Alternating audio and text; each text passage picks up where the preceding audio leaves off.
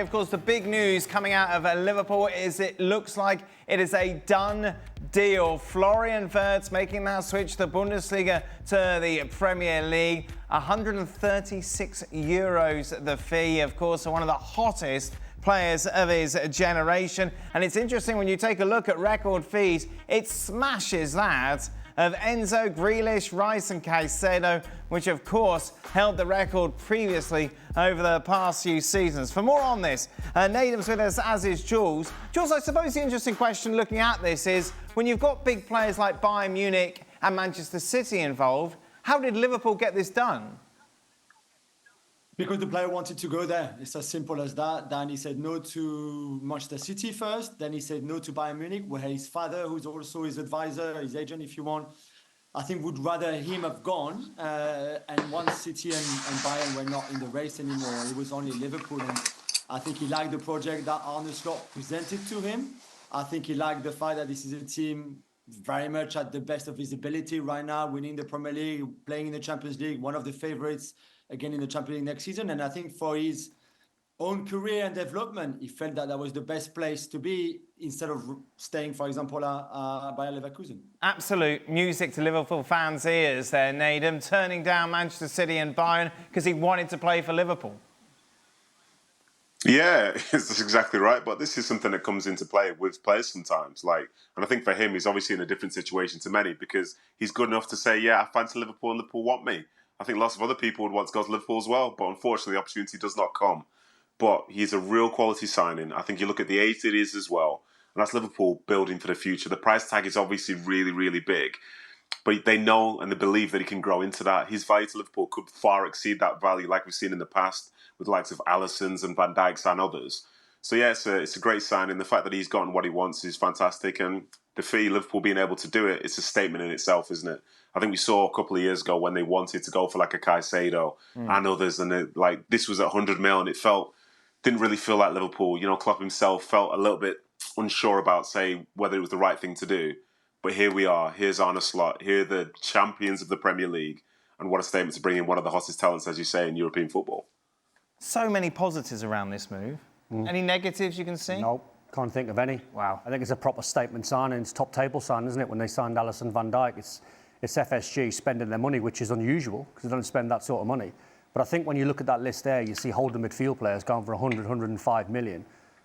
That number had to be about what it was that they had to pay for him. And I think the statement comes from Florian Wirtz turning Bayern down and turning Man City down and wanting to go to Liverpool. So that puts Liverpool in a fantastic situation, a fantastic position to be in. I think over the next, when the window opens next, you'll see Liverpool sell 3 or 4. So that 130 odd million, I think Liverpool could recoup about 100 million by moving 3 or 4 players on easily. How will this not work, Jules? The only thing I see really is this is a team that is built around Mo Salah, that plays for Mo Salah, that plays for the best player in their team. Now you've got another best player in your team. So we look at the starting 11, and again, we put Wirtz as a false 9. I don't think Wirtz and Szoboszlai really could play there. What you could see is a third midfielder maybe, and then a front 3 of Gakpo, Luis Diaz, Wirtz and Salah.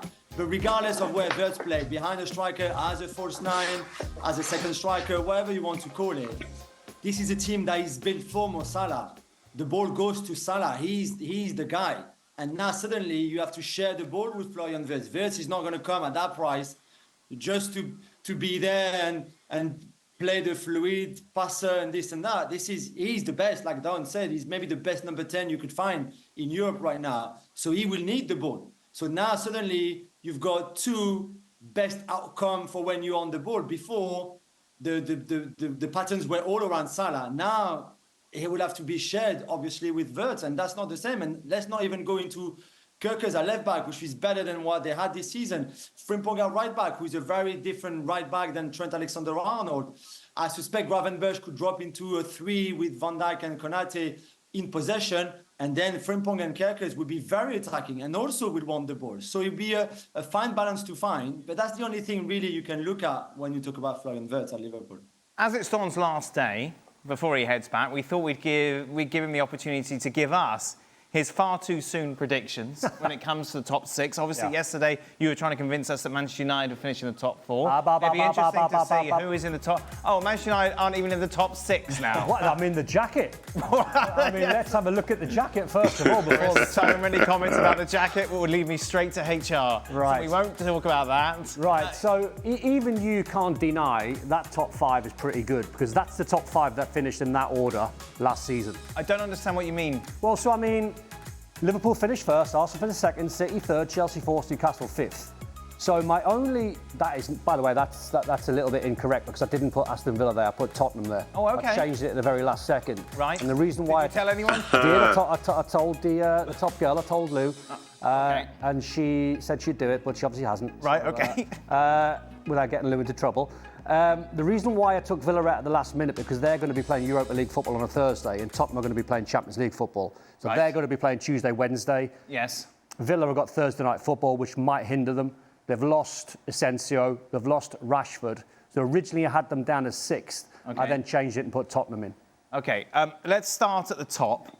Liverpool, big favourites, yeah? Nadem, and there's no question about that, considering the performance they put in last season and what they've done already. Yeah, I would say so. Although, as we've seen historically, your voice with go high them, and to in be a honest, weird a lot of teams. Because I don't know, I was trying to decide whether I was going to lie or tell the truth. I'm going to take the avenue of telling the truth. I think the fact that you're trying to retain your title is a different sort of pressure. I think the hunger of the teams behind them is going to be greater again because they wanted to have a chance to do that themselves. So yeah, they will arrive as favourites because Arne Slot's done such a fantastic job in that first year. But as we've seen with the signings that Jules has mentioned there, these are new players trying to fit into a system which has proven to be successful. Will they hit the ground running? We're not sure. The talent is obviously there. But is it a guarantee that they'll be there? I'm not sure. I'd probably make them slight favourites, yes. But I think the two teams behind them in Arsenal and City, they'll be right there. I think those two teams can look at their last season and know that they had major slip-ups in key moments, but they'll just be craving consistency, and I think they are capable of doing that. But I think it's going to be a fantastic race. But yes, maybe I would say Liverpool are just slight favourites right now. My intrigue comes from Man City. As I've said before, right. Pep has signed a lot of players. You haven't been exactly well, I just don't feel that excited by their signings. No, because You've upset a lot of people. I've watched these players for a long time. Underwhelmed, I believe you said you were. Yeah, I just think they don't look like a Pep signing. Like Cherky's honestly, fantastic ability, amazing ability. But when you look at the midfield players that they've got and the signings that he's made, Aït-Nouri's not a grade A signing. Reinders is coming off a fantastic year, but he's not a grade A player. The guys on the left-hand side, Marmoush is the one that stands out. But Reinders was the best player in Serie A, wasn't he, last season? He was, but so that's quite a high grade. No, it is, but he wasn't the best player because Scott McTominay got voted MVP, but I get what you're saying, he had a brilliant season. But Marmoush on the left is a standout player. Nico Gonzalez, is he going to displace Rodri? And then you mention all the midfield players that they've got. Where does Reinders get in this team? They've got loads of midfield players and quality midfield players. Off the back of Pep telling us 2-3 weeks ago he wanted a smaller squad. He said he would resign with a big squad, yet he's made these players. And when I look at the players on the right-hand side, all right, take Reinders aside, they don't feel like grade A players. They don't feel like when they signed John Stones or Kevin De Bruyne or Bernardo Silva or Erling Haaland, these guys. No, it's these guys who you brought and you go, they are like proper grade A players. What was that we're seeing there? I can hear Nagel's voice cracking a little bit, and that's my predicted side. What I would say, if he can get a tune out of Phil Foden, he could be Man City's Florian Wirtz. He had a disaster season last season, which we all have as pros, and hopefully Phil Foden comes back to his best, because he could be an amazing player for Man City this season. But the signings are a little bit, I don't know, they don't seem amazing to me. Wow. Nadem, you were making some sort of weird cat purring noise. Yeah. I kind of see what Don's saying in terms of the marquee nature of those signings and such, but I think at times we've been blinded by sort of like an element of recency bias, because in Haaland, that was like a really big, obvious sign and a player that was like highly coveted, that so many teams wanted, linked to Real Madrid, so on and so forth. And I think the other one is probably going to be Vardiol. But as for the rest of those players, they probably felt the same way that you feel now about, say, looking at Cherky, looking at Reinders and looking at Ryan Aït-Nouri, because these players have come in. They've come in as good players and they've become really good. They've fit in and worked really well as a collective and played some of their best football. So I don't necessarily think that some of the players that City have signed, they've gone on to have a big impact, because, anyone can look online and see the reaction when De Bruyne was signed from Germany to come and play for Man City. the talk is £60 million. It's a complete waste of money. But now we're sort of looking back with a different perspective and saying, well, yeah, it was obviously a great signing because, this is Kevin De Bruyne and so on. And I think that happens with a lot of those players. And I think in some ways you see it with other clubs as well. Because we could argue that, say, Van Dijk, the player that he's become, did Liverpool know they were getting that when they first bought him? I don't think he would have felt as marquee as, say, he feels right now being in that team.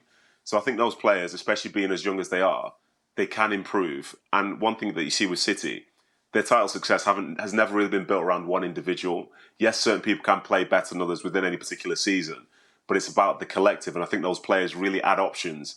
And for me, I think Guardiola is one of the best coaches in the history of the game. And I think the way that he'll see their strengths will allow City to be more competitive. And if they have good health, I think they could do something really special next year. Yesterday, you were getting excited about Cunha and Mbeumo. Oh, we had a great argument, When didn't you we? take a look at the signings that City have made, you can't argue that they're stronger, better, have more potential than those two. No, they have. So why is it different? Because I've seen Ryan Aït-Nouri, and I'm just going to talk about him for a long time. And 3-4 years ago, he looked like one of the best left wing-backs in world football going forward, but he cannot defend. So Man City, when you close your eyes and you think of a goal going against Man City in the last 18 months, it's on the transition. So defensively, is he going to be asked to be a defender, like an orthodox left-back? Because that is not his game. If anyone thinks that Trent Alexander couldn't defend, Aït-Nouri's worse. But he's an amazing player going forward. I told you the other day that I interviewed Matt Hobbs, their sporting director, and he told me, he said, at times they had to rein him in. He played as a false nine in one game. So he's very versatile. That's not going to be his position, obviously. But they've got to rein him in because he's so attack-minded. He so wants to do things, and he's so technically very, very good and so tricky, he can take players on. Why do you hate Shirky? No, I love Shirky. You said he wasn't up to the grade. No. You've seen a lot of him and he wasn't good. No. He could blow the Premier League up. Well, that's very different to what you've been just saying. Or he could blow himself up. Frank said as well that he was not a Guardiola signing. I don't understand how he cannot be a Guardiola Is his character signing good, when Jules? he can play. Jules, are we wrong and his character's good?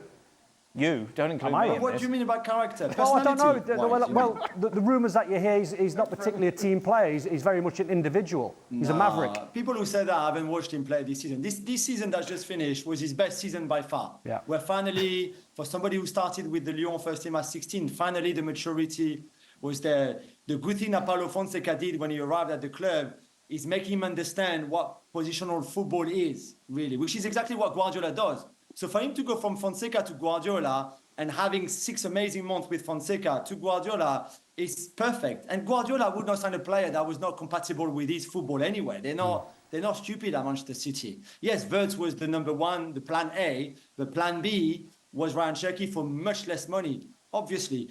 But he had to play at Lyon in the second half of the season, even the first half of the season, to be fair, but especially the second half of the season under Fonseca, very much positional play, position football, where he wants the ball all the time. Usually before, when he was younger, he used to try to get wherever the ball was. So he would be as a, let's say, a right midfielder, a right winger, but yet the ball was on the left and he wanted to go there because he hadn't touched the ball for 2 minutes. That has changed. His maturity is much better. I think he's a perfect Guardiola signing. I think he would be great in the Premier League. It's a big step up. I give you that. And we've seen a lot of players going from France to England, Germany to England, whatever the country, where the step up was hard, especially in a rebuilding Man City team. But for me, he's got everything to be good under Guardiola. And the chat that Guardiola had with him already, playing him as a number 10, which is his best position, although he can play in very different positions. But that was the one really where I think he feels the best. And Pep said, this is where I want you to play as well. So I just can't wait to see him to see him working under Pep and see how much he improves. Right, you've upset Jules in the French now, questioning Cherki's character. Let's move on to Manchester United, who you won a lot of friends with yesterday, defending them, saying that you could see them finishing top 4. And now all of a sudden I ask you for your top 6 and they're not even in it. Right, so the guys listening in, there's very much context to this conversation. Okay. Because you posed the question yesterday with the signings of Cunha, with the signing of Mbeumo and potentially Osimhen or Gyökeres, where could they finish? And I said with those signings they could, and I said push for top 4. Right. As we sit here today, they've only signed Cunha. Okay. So therefore, I have not got them anywhere near the top 4 with one signing. Why have you got Spurs who finished below Manchester United finishing in the top 6? Because I think Thomas Frank's got a better squad of players to work with. What's giving you that idea? Oof. What have you seen from this squad? Well, Yes, sir. I mean, you've got to look at the quality of players, but if you go off the back of last season, I mean, they were shambolic, Spurs and Man United, by Well, absolutely. disregarded. So why will it change Because this I time? just get the feeling they completely disregarded the Premier League to try and win that They didn't blow things up Europa in the League trophy. Europa League.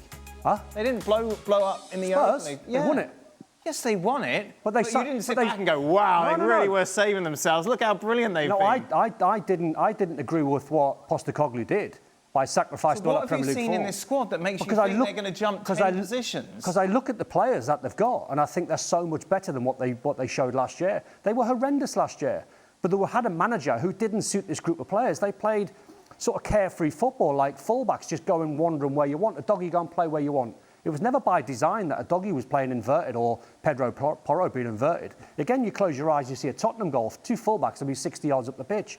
Thomas Frank will coach these players, good players, a better squad than what Man United have got, in my opinion, as we sit here today. And I think he'll coach them into playing the positions much better than Postecoglou did. He'll ask a doggy to be a left back, and he'll say to Porro, be a right back. And he'll have them more organised. That's what Thomas Frank, in my opinion, when I said yesterday, he's a connector. He connects, I think, fans to the team. More so, I think he's a very, very good manager in organisation and making sure that the team he plays, whether it's home and away, a different system, whether it's home and away, he organises his players, he organises a team. Nadim, if you're in Mbeumo, where do you go? If it is United, what's that noise? What's going on? No, I don't know. I think you do. It's a good question. No, I don't know. It's a good question, Dan. I think with Thomas Frank going to Spurs, you see the pull there because essentially Mbeumo's made his name now in the Premier League, playing under him, playing some of his best football last season, for example, scoring 20 goals in the Premier League. Like, he understands what the manager wants, like, explicitly. And if he goes over to Spurs, obviously Frank will have to do things slightly differently in terms of style of play, you know, the way that at times Brentford would play. I don't know if Spurs fans as such would want to be seeing that on a week-to-week basis. So there's an adjustment that comes there. And I think any new manager wants to see something at some level that's familiar. To go into somewhere that's completely new and have to go over this brand new messaging to a whole bunch of brand new players and a whole new setting and environment, I think that can be tricky. So I think I could see why you'd want Mbeumo there. And if you could call him and say, listen, come here, we can do this, and Don Hutchinson says you're going to finish top 6 this year, then it's a no-brainer, isn't it? You know what I mean? With United falling outside of that. But I think for overall, like, obviously size of club and scale of project and so on, I think further down the road, and I don't know how long this road is, I think United will be aspiring to trying to win Premier League titles. I don't know how long that is, as I say, but, you know, that project is one thing in itself. But for me right now... The reason why, Dan, I had them in top 6. He doesn't say that, sorry, Nathan. No, I am, because they're competing with Aston Villa. But wasn't your argument yesterday that Manchester United have got a week to prepare every game? Yes. But Spurs don't have that. They've got Champions League football now as well. Yes, I know, but what I was trying to say to you about yesterday is don't underestimate when you've got time in between every game. But Spurs won't have time. No, just let me finish on the Man United one. Why I was trying to sell it to Man United off the back of the players that you mentioned they were going to sign. So I can't sit here today and say they're going to finish top 4 because they haven't signed Osimhen or Gyökeres or it was Cunha and Mbeumo. A week when you're trying to prepare and you play high-intensity football on a Saturday or a Sunday and you've got 7 days to prepare to play that same role again. If you look at Newcastle last season, Newcastle had no European football whatsoever. They finished in the Champions League. Napoli had no European football whatsoever. They went and won the Scudetto, they went and won the league. So having that time in between games, I was trying to sell it yesterday, could be so important for Man United. You've completely gone against what you've said because you don't have them in the top 6. No, but you're not listening because you sold it. I don't know why you're bringing back your argument from yesterday. Because when you sold it, when you asked me the question yesterday... It's like you're continuing the argument from yesterday. Right, because when you asked me the question yesterday, yes. It was off the basis that signed Cunha, Mbeumo, Gyökeres or Osimhen. Okay. That's why I said they could push for a Champions League space. Let's say they have then. They have signed. So they've signed all these players. Yes. Then they might push, yes. But what does that even mean? They'll be pushing with Spurs and they'll be pushing with Villa. So will they be top 6? Right, if they sign those players, yes. You'd like to think they'd finish above Fulham. You'd like to think they'd finish with Brentford, and you'd like to think they'd finish with Bournemouth. These were the teams that finished in and around 7, 8 and 9. Right, okay. So they'll finish above them with those players. Yes. So then they're competing with Spurs and Aston Villa to try and finish a few places higher. Okay. Newcastle are in Champions League. The last time Newcastle were in the Champions League, we finished, I think, 7th in that season because we couldn't cope with a smaller squad. Right. So you've got to try and look at it. And I was trying to say to you yesterday, and Nadim, I'm pretty sure, will back me up on it. The fact that when you haven't got any European football to play, it could be a massive advantage for But Man you haven't United. got them in the top 6. Because you haven't signed the players that I mentioned. Honestly. Oh, dear. Who finishes higher, Nadim? United or Spurs? Respectfully, next year, I think if United sign a couple, I'd say United. I'm leaning that way because they can't be as bad as they were last year. They cannot be. And as Don said, it is significant that they're not playing games midweek. So I would fancy them to get some players across, spend a bit of money, and actually just be like a normal football team, like we've gotten used to seeing across, the years prior. Brentford saw that Cunha signed for Manchester United for 63, then they think, hang on a minute. If Cunha is worth 63 and Mbeumo is at least worth the same, if not slightly more, considering how many goals, considering he scored more goals than Cunha, is younger than Cunha. So this is why the two clubs haven't agreed yet anything. But if you're Mbeumo now, you know that Thomas Frank is going to try to hijack that. We know already, there's been talks already between Tottenham and Brentford over Mbeumo, between Frank and Mbeumo too, about the possibility of taking him to the Tottenham Hotspur Stadium. So if it's on paper for Bryan, the two offers, I would suspect similar wages, and the two clubs agree fees, he would have to choose. Surely he will go for Champions League football. There's a point where I agree with Nathan, at some point United will get back to being better than Spurs year after year, like they used to, no problem. But we don't know when. And for now, Champions League, which is a massive pull for any player, anybody. Bryan Mbeumo has never played Champions League football. When he was in the French second division, he never thought he would play Champions League football. Now he's got the chance of playing Champions League football with a manager that has made him the player that he is now. There's no doubt for me that he would choose Spurs over United. Now, the Club World Cup kicks off tomorrow, and as is tradition, of course, for a big FIFA event, there'll be a big, glitzy, glamorous opening ceremony. French Montana will be singing at that, and he caught up with Alexis ahead of that opening campaign. Finally getting to hang with the one and only French Montana. French, thank you so much for hanging with us, especially ahead of the Club World Cup. This is massive because we know you're performing. No pressure because, you'll be performing in front of Leo Messi, but you performed in front of massive crowds before as well. But talk to me about your involvement, why people probably tuning in now are going, French Montana, football? How did this come about? Well, I was born in Morocco, and the first visa I ever got was playing for Wydad. So I used to play for Wydad when I was young. I still have a bunch of pictures. So soccer was actually like my first sport that I ever played. We did that you just spoke about. They're in a tough group as well with the likes of Manchester City, Juventus too. Yeah. But talk to me about what it would mean for that club, for Casablanca, to see them get out of the group and go far in this tournament. I want them to go to the furthest out of anybody in that group, just because, when I was so young, and I used to go to when I was in Casablanca in Morocco, and I used to go play. My father used to take me. There's just so many memories, and they've been around for so long, and it's such a historical moment just to see them all come together now and just get where they at, So I love it, man. I definitely want to see Wydad. Dime el Wydad. Dime el Maghreb, dime el Wydad. Love that. You're going to have to teach me how to say that better later on. Yeah. But what makes them so special, do you think? What they're representing? It's the Moroccan blood. It's the Moroccan blood. Is where we come from. It's so hard to make it. It's just, when you finally get a chance and an opportunity like this, we always going to strike gold. I love that because I think after the last World Cup, Moroccans have definitely won the hearts of so many around the world in the sport. Yeah, I mean, it was only 3 teams left. Yeah. Hopefully this time we take it all the way. But nobody expected it, the unexpected. So hopefully this year we're going to do the full sweep. So they have your vote to go far? Oh, yeah, we did. I'm team Wydad. But if not them, then PSG with Hakimi. Yeah, Hakimi after that, PSG, for sure. All right, French, been an absolute pleasure. Thank we can't you. wait to see you perform tonight. Can't wait to see you as well, taking in some of the games too. Thank you. Appreciate you. Thank you for having me. Dime Wydad. As I mentioned, of course, the opening game will be in front of Lionel Messi, who was training ahead of that match against Al Ahly. The bookies don't give Inter Miami much chance of doing much, really, in this tournament overall. Here's Luis Suarez. Nosotros somos los jugadores que somos hoy, los que estamos seleccionados para jugar y bueno, obviamente que sabemos las restricciones que tiene la MLS, que no nos deja poder competir a nivel económico como nos gustaría competir. Pero bueno, toca ahora ir al partido de mañana, de competir de la mejor manera posible con los jugadores que somos y bueno, por más que hay a veces que sea un equipo más favorito que otro, dentro de la cancha son 11 contra 11 y ahí es donde se deciden los partidos realmente y con detalles hay a veces que puede sacar una diferencia. Poor old Inter Miami affected by those MLS budgets. Anyway, let's just take a look at how things stand. According to the bookies in Group A, Inter Miami third favourites, Palmeiras and Porto. Indeed, the bookies think will go through, of course, into the knockout stages as the top two. That game kicks off at 8 p.m. Eastern.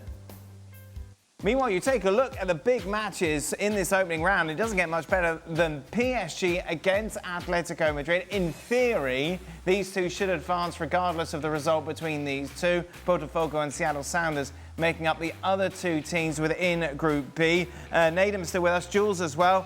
Jules, look, you're a PSG fan. Let's put that hat on, which I know is very difficult for you, crying at the end of the final and all that sort of stuff. How excited are you personally for this tournament? I'm excited because I just love football and I love to see those teams that you don't usually see coming up against each other. I think that's the beauty of this tournament, because you will have some of the best teams of South America and Africa and Asia to play against the best of Europe and North America. So I think this is super exciting. From a PSG point of view, and for all those clubs, especially the ones who are in pre-season or supposedly to be on holidays now before their pre-season, it's a very different approach to others, for example, who've just started their league, or like MLS, who are right in the middle of their league. It's a very different approach. And it'd be very interesting to see how those European clubs especially not just treat the competition, because I think they will all want to win it and go far. There's a lot of money to earn for a club. But more how you approach it. How much rotation do you do? Do you treat it like half a preseason, half an important tournament? Is it just a tournament? Do you play some kids for some games? Do you play your superstar? Can your superstars play every game of that group stage and then the knockout? So this will be very, very interesting. But I think PSG are fully focused as the European champions, as you know. As they go into it as European champions, does it take less meaning away, Jules, in the sense that if they win it, that's fine, but look, we won the Champions League, so really, who cares? Yeah, a little bit. I'd forgotten they actually won the Champions League. Oh, really? Yes, yeah. Yeah. I'm glad. Thank you for reminding me. That's all right. It's a couple of weeks. Yeah, I think Luis Enrique just doesn't work like this. His mind doesn't work like this. It's like we can show more, we can do more. We are such on a great momentum, and the dynamic is there. Let's continue like this. So yes, they brought a lot of kids as well in the squad. They arrived on Tuesday morning or Tuesday lunchtime on the West Coast, and they've been preparing. Dembele is injured, so he will miss, I think, the first two games, so the one on Sunday. But then the objective is to win it. To win it financially, as we said, is great, but also it will be another title that the club has never won, for example. So even for that, I think the appetite is there. Nadim, just pretend you're still a Manchester City fan. How do you feel going into this tournament? Nice work there, Dan. Nice work. As always. So for me personally, I think as you look at this tournament, you get a real sense of like how people perceive things at this sort of like high level. Because in my mind, like supporting Man City, I want to watch their games. And I think being like a link to Jules as well, like I like to watch general games of football, but I don't necessarily know if I'll be watching like Wydad against Al Ahly, I think in City's group, even though I love football in itself. But it is a great opportunity to see some of the best teams from around the world playing this competition. Obviously, some teams who are, bigger names are missing to a certain extent. But it's going to be really interesting. And I think the timing of it causes so many sort of issues from a European calendar standpoint. But as Jules has mentioned, from like an MLS or like a January through to December football calendar, it's right in that sweet spot to where you will go at it. And I think if teams have the wrong approach, then we might see some upsets, we might see some shocks. And these are the things that you want to be looking out for.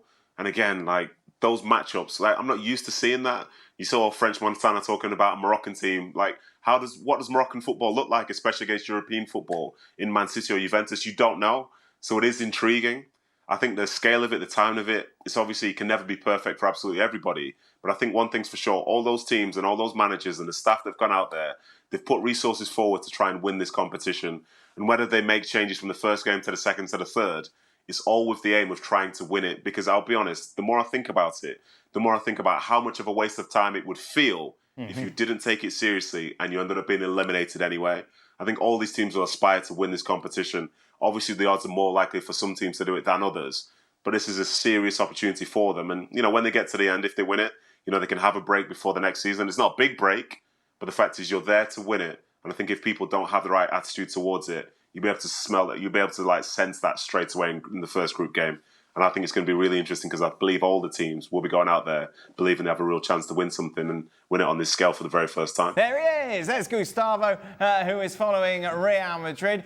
We spoke to Sid yesterday about a couple of bits of transfer business that have been done. It confirmed today, Gustavo, that Mastantuono is confirmed. The 17-year-old will be joining Real Madrid. For those who haven't seen him play or don't know too much about him, can you tell us a little bit more and why Real Madrid are willing to pay such a big figure for him? Franco Mastantuono can play as an offensive midfielder and also as a right winger. I can compare him to Arda Güler. I think that him and Arda Güler will fight for the same position. We have also to discuss and to see how Real Madrid will play under Xabi Alonso, but he's a kind of player like Arda Güler, very talented player, can play, as I said, as a right winger or an offensive midfielder. It's interesting you take a look at the gamble that Real Madrid like to do with youth, and obviously it paid off with Vinicius Jr. Hasn't paid off with Endrick. Endrick was kind of the marquee signing, wasn't he, last summer of the teenage sensation. Will this be a different?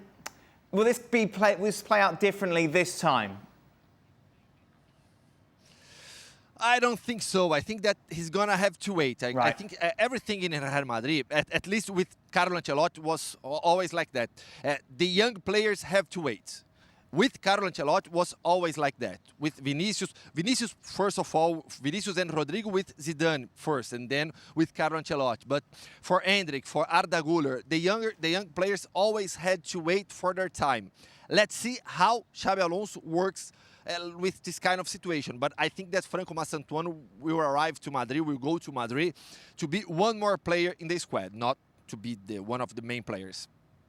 So let's talk about Trent Alexander-Arnold, obviously, who made a big splash yesterday because he spoke Spanish. Gustav, for that, it really impressed us. For someone who's followed Real Madrid a lot, is it really that big a deal? Should we be talking about his football more than his linguistic ability? Yeah, no, for all the fans of Real Madrid, for the Madridistas, to arrive and already speak a little bit of Spanish, for them it was brilliant. So it always makes you always have a good first moment. No, when you arrive talking in the language of the new country where you're gonna live. But with Trent Alexander-Arnold, the situation is completely different. He's gonna arrive to be a starter. We don't know how Carvajal will come back. We know that it was a very hard situation for Carvajal, a very tough injury. But Trent Alexander-Arnold arrives to be a starter. He arrives to be a very important player for Real Madrid with Xabi Alonso. We still don't know, and I see some that, how Real Madrid will play with Xabi Alonso. Is Real Madrid use a line of 5 defenders? Is it going to be a line of 4 defenders? In Madrid, I talked a lot to Madridistas. They don't believe that Real Madrid will play with a line of 5 defenders. Let's see how it's going to happen. Interesting enough, they paid $10 million, didn't they, Gustavo, to make sure that he was available for the Club World Cup. We know what happened with Jude Bellingham, delaying his surgery so he could be in this tournament as well. There is an argument, isn't there, to say that of all the clubs who are competing in this competition, Real Madrid are taking it the most seriously. Yeah, no, for sure. And Real Madrid needs a right back right now. They don't have a right back in the squad. They're using Lucas Vázquez, and we saw what happened this season. Lucas Vázquez initially was an attacker, and now he's playing as a right back, but he's not a right back. So Real Madrid needed a right back immediately for the tournament. That's why they paid 10 million euros for 12 million euros for Liverpool to have Trent Alexander right now, because they need a right back. And yes, Real Madrid always takes any championship very serious. I always say that for Real Madrid, the most important title is always the next one. The future of Rodrygo is something we discussed with Sid yesterday. The papers are saying, oh, look, he was chatting to Xabi Alonso in training. They must be working on a plan for next season. You take a look at players that Real Madrid, But they have to create some space, don't they, if they're bringing in new players. Is Rodrygo, do you feel, going to be there at the start of next season? Well, you're asking about my opinion. My opinion now is that Rodrygo will not be at Real Madrid next season. We have to understand, we have to see what's going to happen. But what I know by sources, and we have already published it at ESPN, this information. Rodrygo doesn't want to play on the right wing anymore. He wants to be a left winger. He wants to play on the left flank of the attack of Real Madrid. He's going to talk, if he has already talked to Xabi Alonso, to understand his role at Real Madrid for 25-26 season. From that, he's going to understand and see what's going to happen. But what I know by sources, and it was the first time that people around Rodrygo confirmed it to me, is that if he's not be a very important player for Real Madrid this season, okay, we can leave. There's no problem. We're going to hear the offers from other clubs. This is the info that I have from Rodrygo's staff. From Real Madrid, they won't sell Rodrygo for anything. They won't sell Rodrygo for 20, 30, 40 million euros. If Real Madrid will sell Rodrygo, they will sell Rodrygo for the right price, at least 80 or 100 million euros. Wow. That's a lot of money for Rodrygo, of course. Was a bit part player, I think it's fair to say, last season. So, Gustavo, looking at where he wants to play, which team do you think he could fit into who needs that position? I think that Manchester City would be perfect for him. I'm sure that he's much better than Jack Grealish. He's much better than Doku. I think that he could play at the position that he wants in Manchester City for Pep Guardiola. And what people around Rodrygo, his staff, has always said to me is that Manchester City has always been the club that is talking to them, checking how Rodrygo is. But Arsenal is one of the clubs also that is looking for the situation of the Brazilian forward. Last thing, Gustavo, first time you've been on, obviously, since Carlo Ancelotti's first two games in charge of Brazil. Of course, it saw them qualify, guarantee a place in next year's World Cup. What did we learn from Ancelotti's first two games? I think that is not too much. He had few days to work with the group of players. I think that the first match was not so exciting. The second one, much better, with the Brazilian fans playing in São Paulo. The excitement in Brazil with the Brazilian fans about Carlo Ancelotti is high. So I think that he's working in a very good condition with a very good mood around him to have success with Brazil. Welcome into the latest edition of Extra Time. Thank you very much for all your questions. Don's last day, Don. Off to Orlando next. Oh, you're off to Orlando, that is First true. game, yeah. Club World Cup. Yeah, I'm looking forward to it. Very much so. Nathan's with us, and Jules has a big posh new house with some lovely new wallpaper. Jules, is that right? The new house is right. The old wallpaper that was there when we moved in, which will go very soon when, you know. How would you describe that wallpaper for people maybe listening on the podcast? Don was really kind about it. Don said he was. Well, that's a concern. Well, I was, Jules, and then we had his tattoos. Well, no, I was. Then we got a close-up, and then I saw the sort of the decor behind. It looks like someone's wrote on it or scribbled on it. What did you ever do with your strawberry on your arm? Oh, that went. Sure That got lasered off a long time ago. Wow, there we go. Yeah, you had that heart that looks like a strawberry, didn't you? That's gone. Meanwhile, we're discussing beforehand, which got me thinking. So in England, it's not really a tradition here in the States. You have a sports day, like egg and spoon race, sack race, things like that. And part of it is the parents' race, which is a sprint basically across the field. And Nadem, obviously, as a former world-class sprinter, you must dominate these events. You must take it very seriously. Yeah, sure. I've always been remembered as that former world-class sprinter, yeah. I don't take them seriously, but if anyone does fancy a challenge, I do like to let them know. It's not quite to the same standard as Shelley-Ann Fraser-Price. Right. But relatively speaking, for that region, yeah, I do my bit, Dan, I do my bit. Yeah, it sounds like it. Don, back in the day? See, this is my nemesis, because I try to stay away from these, because speed was never my thing. Okay. So I could quite easily go into a parents' race and lose.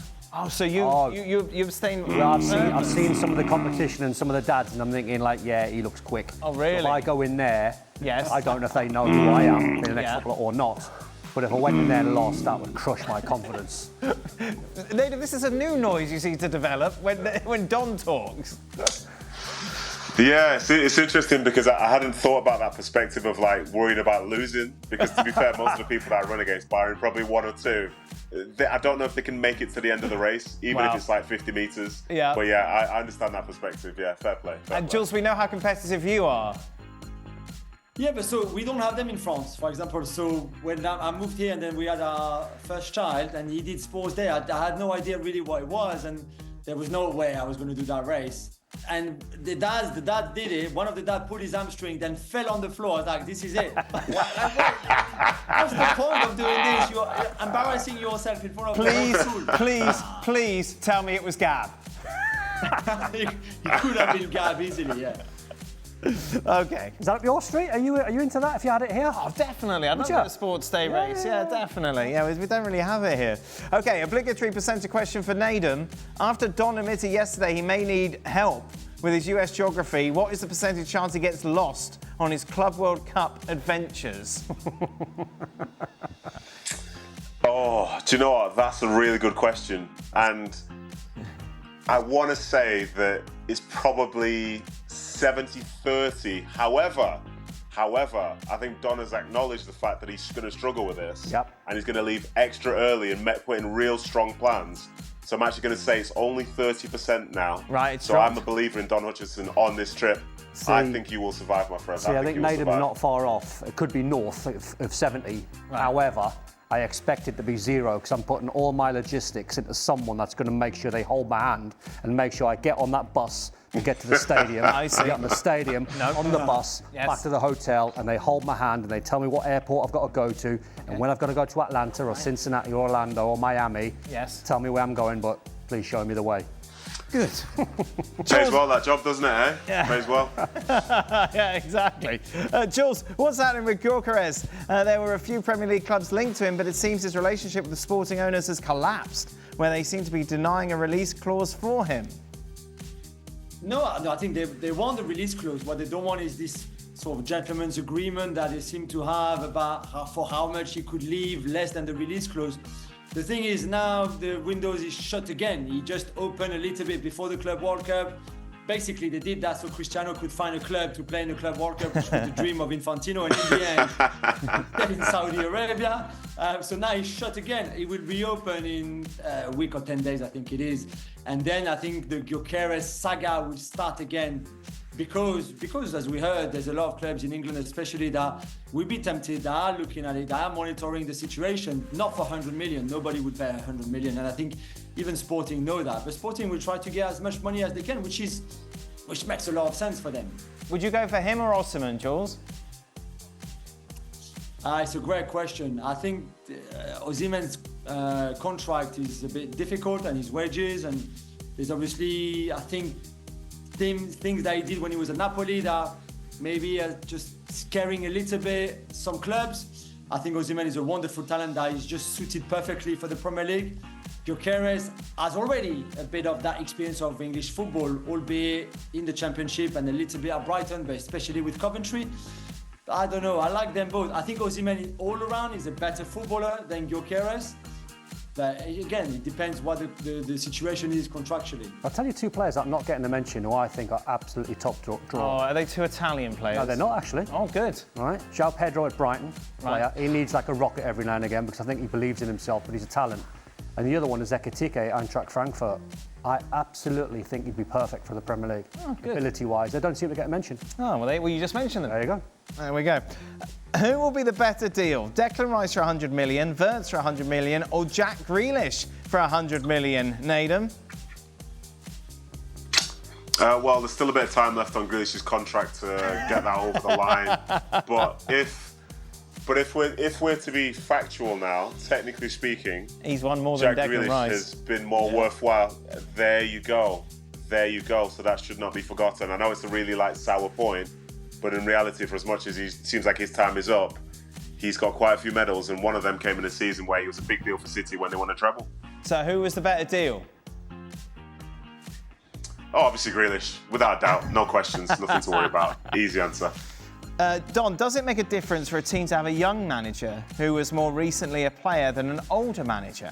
Will that specific difference allow Xabi Alonso to have a positive impact upon the Real Madrid squad? No, not really.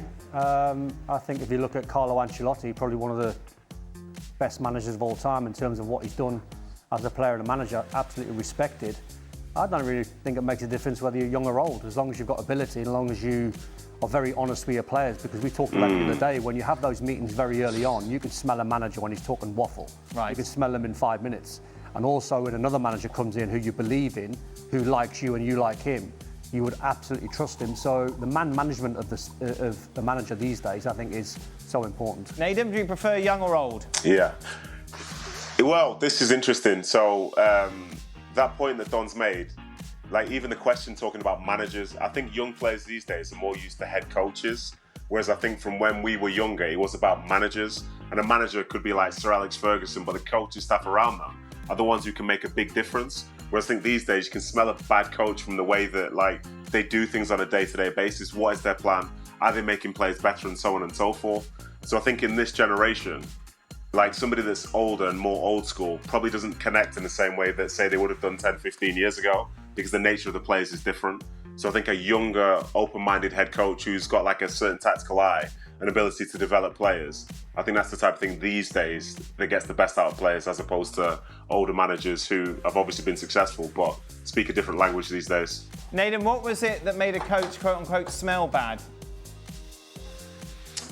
Usually it was the scent of like cut grass.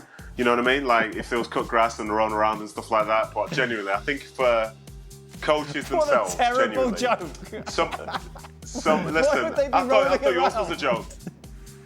I thought yours was a joke. But genuinely, for the way that like coaches are, you can see that sometimes they'll say something, but do they really believe it? Right. Like, do they follow through with things? Because I've had some head coaches, for example, that said, you know, get the ball down, try and play good football, this is what we're going to do. And then when it's game time and you start doing it, they get anxious and tell you to stop doing it.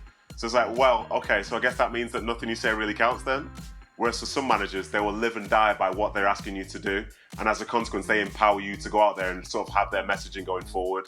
And they're the ones who I think you can believe in more and know that it is a process, kind of, in fairness, the way that United are hoping their manager's going to be long term. Because otherwise, you know, perhaps he is a fraud. For Jules, after Lewandowski, the Michael Provorets has left the job as coach of Poland. How ugly is this for the national team? This, of course, was after he stripped Lewandowski of his captaincy. Lewandowski said he wouldn't play under him again, and now he's out of a job.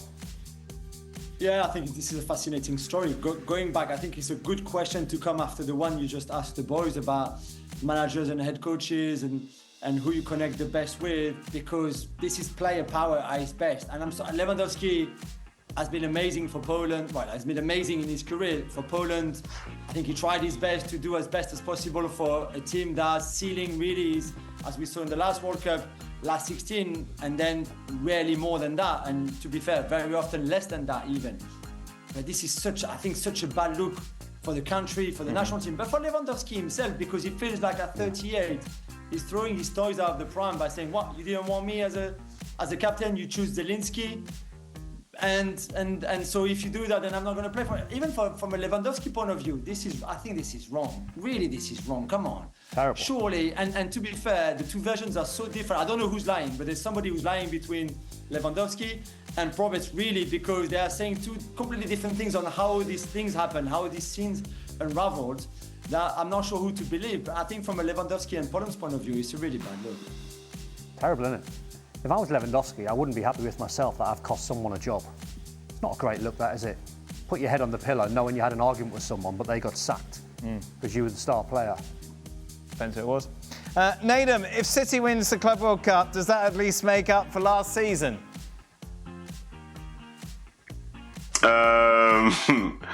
I don't know if it makes up for last season, but it certainly sort of propels them into the next season. No is the answer, Nadim. No is the simple answer. Okay, no is the answer. Sorry, Dad, I forgot. You Yes. forgot to send me the script before the show Yes, started. exactly. No Just is the no. answer. It Just does no. not Doesn't make need up for any it. Thank you, Dad. caveats or No. explanation. Thank you. No. Yeah. Thank you. Yeah. Cheers, Dan. No, it will not make a difference. There we go. Excellent. Will the winner of this year's Ballon d'Or have to come from a team participating in the Club World Cup, Jules? No? But considering the votes are due, I believe, in 3 weeks' time. Are they? Or 4 weeks' time. Oh. Or the start of the voting process. I think it's important. But every game from now on to the ceremony or the closing of the votes, which is beginning of September, every game will be important. So if you have another 7 games in this competition and you're a Dembele or Vinicius or Mbappe or those kind of guys, and you score 10 goals in 7 and you win this Club World Cup, and beating top teams in the way, then of course that will play in your favor than if you're on holidays in Ibiza like Lamine Yamal or Rafinha. Wow. There's no doubt about that. Is it all on this competition? Of course it's not. But it could play a big part in who you're going to vote for. Did you ever go to a holiday in Ibiza, San Antonio? No, I was more of an Iron Apple man. Of course you were. Cyprus. Yeah, most definitely. Nadim, I bet you were there, weren't you, partying away? Yeah, sure. To be fair, I don't know if you remember the cultural reference, but like the places I ended up being like the ones about Cancun. You know, like they say in the NBA when somebody gets knocked out of the playoffs. I tended to be in that sort of place. Cancun on 3. Oh, that's where I am at. Oh, very nice. Oh, yeah, Nadim. With the reserves. No, that's it. Thank you very much. ESPN FC returns to your screens tomorrow as we'll be looking ahead in more detail to start the Club World Cup. Oh, come on.